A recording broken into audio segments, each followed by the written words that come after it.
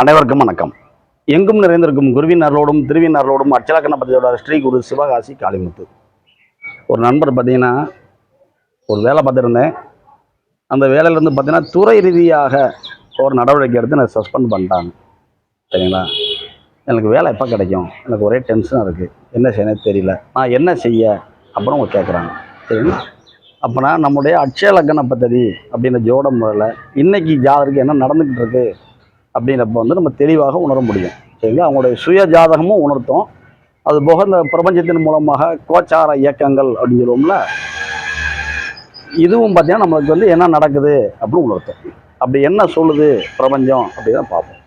அட்சயலக்கண பദ്ധதி அப்படிங்கிற ஜோட முறையின்படி பிறப்பு கால லக்னம் அப்படிங்கிற ஜாதகருக்கு வந்து ரிஷபம்.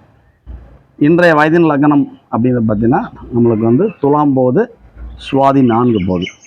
இவருடைய ஜாதகத்தில் சுவாதி அப்படின்னால ராகு, அவர் வந்து 3ஆம் இடம் அப்படி இடத்துல இருக்கிறார். அப்போனா இந்த ஜாதகருடைய தன்மை என்ன கேட்குறாங்க? வேலை சார்ந்த இழப்பு, துறை ரீதியான நடவடிக்கை அப்படிங்கிறாங்க. சரிங்களா? அப்போனா 10ஆம் இடம் அப்படிங்கிற தொழில் ஸ்தானம் 12, 11, 10. இந்த 10ஆம் இடத்திற்கு இந்த 3ஆம் இடம் அப்படிங்கிற 6வது ஸ்தானமாக இருக்கிறனாலையும், இயங்குகின்ற நட்சத்திர புள்ளியாக இருக்கிறதே ராகுவாக இருக்கிறதுனாலையும், இவங்களுடைய லக்னாதிபதி, இந்த அட்சய லக்னாதிபதி 1, 8 அப்படிங்கிற இரு ஆதிபத்தியங்கள் கொண்டவங்க. யாருக்கு? நம்முடைய துலாம் அட்சயலக்கணத்திற்கு 1, 8க்கு ஆதிபத்தியம் பெற்றவர் நம்முடைய சுக்கிரன். எங்கே இருக்கிறாரு அப்படின்னா அவருடைய ஜாதகத்தில் நம்முடைய மீனம் வீட்டில் உச்சமாக இருக்கிறார். சரிங்களா? அப்படின்னா இங்கே என்ன புரியணும் அப்படின்னா அஷ்டமாதிபதி 6ஆம் வீட்டில் இருக்கிறாரு. அப்படின்னா ஜாதகர் பிரச்சனைகளை எதிர்கொள்ளும் காலம். இந்த ஏஎல்பி ஆரம்பிச்சதுலேருந்து ஜென்ம லக்னத்துக்கு 6ஆம் இடத்துல அட்சய லக்னம் போகுது. சரிங்களா? சுவாதி 4 இயங்குது. D9 அப்படிங்கிற நவாம்ச புள்ளி ராகு அப்படின்னால இங்கேருந்து ஆரம்பிக்கும். சுவாதி 1, சுவாதி 2, சுவாதி 3, சுவாதி 4 அட்சய லக்னத்திற்கு 6ஆம் இடத்துலேருந்து இயங்குறதுனால என்ன ஆகுது? பிரச்சனைகள் ஜாதகத்தை தேடி அதீதமாக உணரப்படுகிறார் அப்படின்னு நம்ம சொல்கிறோம். இது போக நம்முடைய ஆசிரியர் என்ன சொல்லுவாங்க? உங்களை எந்த நட்சத்திர புள்ளி இயக்குதோ அது சார்ந்த கிரகங்களோட நகர்வுகளை அதிகமாக பாருங்கன்னு சொல்லுவாங்க. அதிகமாக பாருங்கம்பாங்க. அப்போனா ராகு இப்போ இயங்கிட்டு இருக்கிறார் சுவாதி 4. அப்போனா கோச்சார ராகு எங்கே போகிறாரு?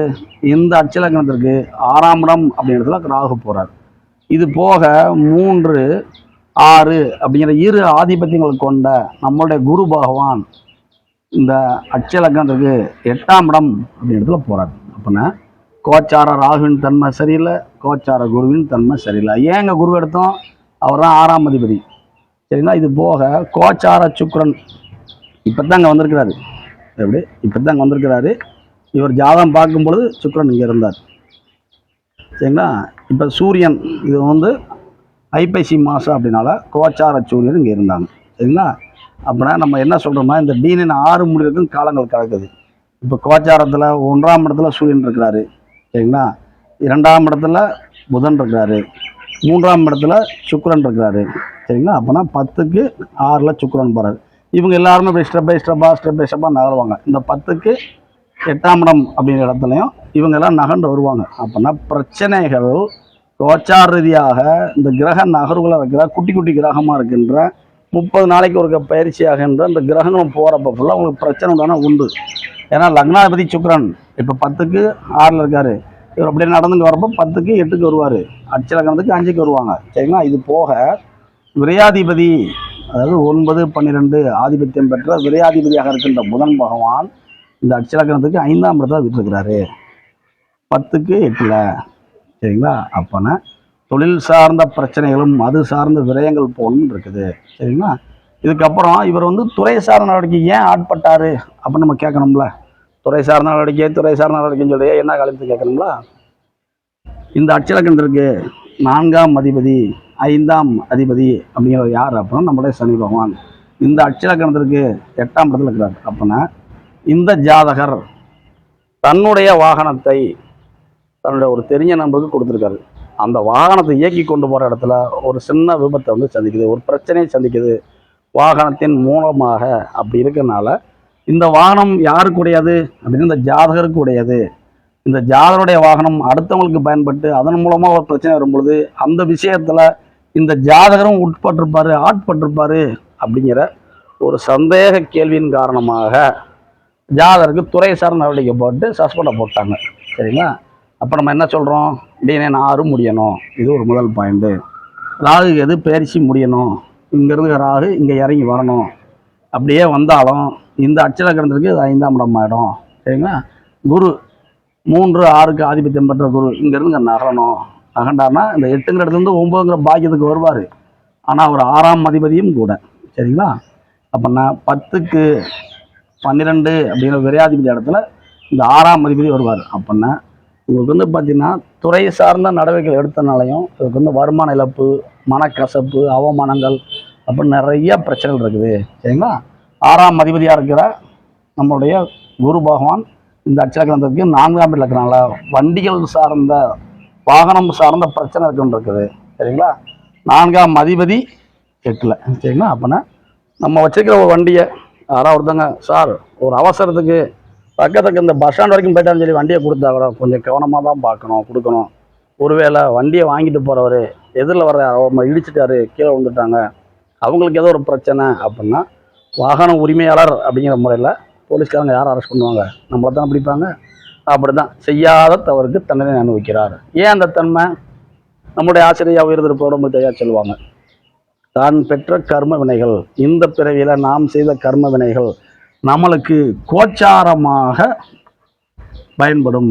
அப்படின்னா இவருக்கு வந்து இவர் இந்த பிறவி இப்போ சின்ன பிள்ளைலேருந்து பிறந்து இப்போ 52 வயசு வர்றாரு.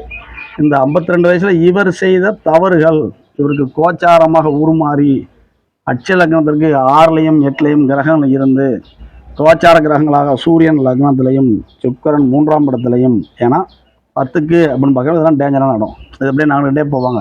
இந்த 8ஆம் இடத்திற்கு இது வந்து 6ஆம் வீடு, இந்த 8ஆம் வீட்டுக்கு இது வந்து 8ஆம் வீடு. அப்போனா பிரச்சனைகள் அப்படிங்கிறது ஜாதகரை தேடி வரும்ன்றிருக்கு. அப்போனா இந்த கோச்சாரங்கிறது வந்து இவருக்கு சப்போர்ட் பண்ணலை, சுய ஜாதகமும் சப்போர்ட் பண்ணலை. சரிங்களா? அப்படின்னா நம்ம புரிஞ்சிடும். அப்போனா பிறப்பு கால லக்னம் அப்படின்னு வந்து ரிஷபமாக இருப்பதாகவும் கால புருஷனுக்கு அது 2ஆம் இடம் இருக்கனாலும் என்னைக்கு இவர் தன் பேச்சை ஒழுங்குபடுத்துகிறாரோ அப்படி அன்னைக்கு இவர் ஜெயிச்சிருவார். 2 கால புருஷனுக்கு 2 பேச்சு, குடும்பம், வருமானம் இதில் தான் தடுமாறுவாங்க. சரிங்களா? அப்போனா இதை சீர்படுத்தினா சரியாயிடும். அப்படின்னா ஒரு ஜாதகத்தை கொடுக்கும் பொழுது சார் இந்தந்த காரணத்தினால தான் சார் நீங்கள் பிரச்சனை ஆட்படுறீங்க அப்படின்னு சொல்லிட்டு இப்போ நம்ம சொன்னது இல்லாமல் மைனஸாக சொல்லியிருக்கோம், ஒன்றுமே ப்ளஸ் மார்க் சொல்லலை. அப்படின்னா ஒரு டாக்டர் என்ன செய்வார்? போய் உக்காந்தானே, என்னப்பா இன்றைக்கி எத்தனை கிராம் தங்க வாங்கினா இந்த மாத சம்பளத்தில், உன் மனைவிக்கு எத்தனை கிராம் கோல்டு ஆர்னமெண்ட்ஸ் வாங்கி கொடுத்த அப்படின்னு கேட்க மாட்டார். உனக்கு என்ன பிரச்சனைன்னு கேட்பார். என்ன சொல்லுவாங்க? கை வலிக்கு, கழுத்து வலிக்கு, வயிறு வலிக்குன்னு சொல்லுவோம், 1000 பிரச்சனை சொல்லுவோம். நீ என்ன சாப்பிட்டா, எது சாப்பிட்டா, இல்லை ஸ்கேன் ரிப்போர்ட்டை கொடு அப்படின்னு வாங்கி அவங்க அதற்கு மருந்து கொடுப்பாங்க. இதுக்கு பிரச்சனைகளை கேட்டு பிரச்சனைகளுக்கு தீர்வு கொடுப்பாங்க. அதுபோல தான் நம்ம ஜாதகத்தை கொடுத்தா இவ்வளவு பிரச்சனை இருக்குதுன்னு தெரியணும், இந்த பிரச்சனைக்கு ரெமடி கொடுத்துட்டோம்னா அவங்க வாழ்க்கை வந்து ஜெயிக்கும் அப்படிங்கிறத நம்ம உணர முடியும். இதுதான் எங்களுடைய ஆசிரியர் உயர்ந்திருப்போடு கண்டுபிடிச்சது. நோய் நாடி, நோய் முதல் நாடி, அது நாடின ஒரு திருக்குறள் இருக்குல்ல, அது போல் என்ன பிரச்சனை கண்டுபிடிக்கணும், அந்த பிரச்சனைக்கு என்ன ரிலாக்ஸ்மெண்ட்னு கொடுக்கணும். கொடுத்தா சரியாகிடும். எனக்கு காய்ச்சல் அடிக்குங்க, நான் என்ன செய்யணும்? காய்ச்சலுக்குரிய மாத்திரை சாப்பிட்டா காய்ச்சல் சரியாயிடும். சரிங்களா? வயிறு வலிக்கான அல்சருக்குரிய டேப்லெட் சாப்பிட்டா காய்ச்சல் சரியாகுமா? சரியாகாது. அதுபோல் தான் நம்முடைய பிறப்பு கால லக்னத்திலிருந்து கொஞ்சம் பலன் எடுக்காமல் இன்றைய வயதின் லக்னம் அப்படிங்கிறத வந்து நம்ம பலன் எடுக்கும் பொழுது நம்முடைய ஜாதக இயக்கங்களின் மூலமாக நம்முடைய வாழ்வை நம்மளே சீர்தூக்கி கொண்டு போக முடியும். அப்படிங்கிறதும் ஜாதகருக்கு கொஞ்சம் பிரச்சனைகள் இருக்குது அப்படிங்கிறது உணரத்தான் முடியுது. அப்புறம் இந்த அட்சலக்னம் கடந்து போகிற வரைக்கும் ஜாதகர் கொஞ்சம் கவனமாக இருக்கணும் அப்படிங்கிறத நம்ம சொல்லியிருக்கோம். சரிங்களா? அப்போனா ஒரு சஸ்பெண்ட் பண்ணியிருக்காங்க, அப்புறம் இந்தவருக்கு வந்து சஸ்பெண்ட் வந்து திரும்ப சரியாகி வேலைக்கு போயிடுவார். அதுக்கும் ஒரு காலத்தை எழுதி கொடுத்துருக்கோம். சரிங்களா? அப்படி அந்த காலத்தில் போகும்பொழுது சஸ்பெண்ட் ஆனவங்களை வந்து அவங்க ஏற்கனவே பார்த்த வேலையில் வந்து வச்சுருக்க மாட்டாங்க, ப்ரமோட் பண்ணுவாங்க. அதை சந்தோஷமாக ஏற்றுக்குவாங்க. தற்காலிகமாக இந்த விசாகம் 3 முடிகிற வரைக்குமே இருக்கிற இடம் தெரியாமல் இருந்துக்குவாங்க அப்படின்னு நம்ம சொல்லியிருக்கோம். சரிங்களா? இதை வந்து அவர் சரின்னு கேட்டுருக்காங்க. சரிங்களா? அப்படின்னா நல்ல அற்புதமான ஜோட முறை கண்டுபிடித்த எங்களுடைய ஆசிரியர் உயர்ந்திருப்போடு முத்தையாகும் அவர் வழிநீச்சல் அனைத்துக்கு நன்றி சொல்லுவோம். நம்ம சேனலில் இப்படி கொஞ்சம் வீடியோ சொல்லுவோம். லைக் பண்ணுங்கள், ஷேர் பண்ணுங்கள், சப்ஸ்கிரைப் பண்ணுங்கள். சரிங்களா? அனைவருக்கும் நன்றி. வாழ்க வளமுடன்.